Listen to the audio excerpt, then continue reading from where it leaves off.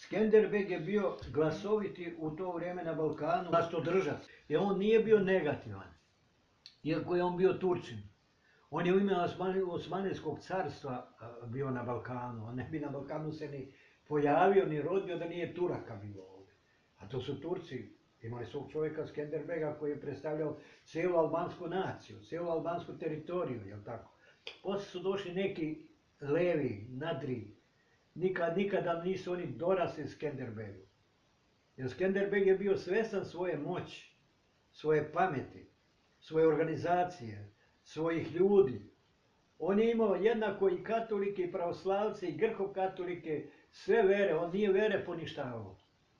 Iako je bio Turčin. On je rekao, džaba ti Osmanlijsko carstvo ako ubijaš narod u svom carstvu. Ti nemaš kime da vladaš. A to su već i onako siromašni krajevi. Dan danas, evo, Skadar.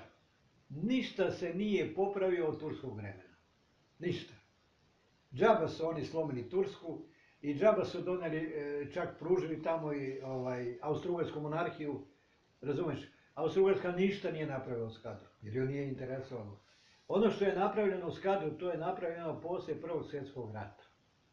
Tu su bili Srbi i Crnogorci izgradili pola Skadra. Pola Skadra, a pola Turci su ostavili.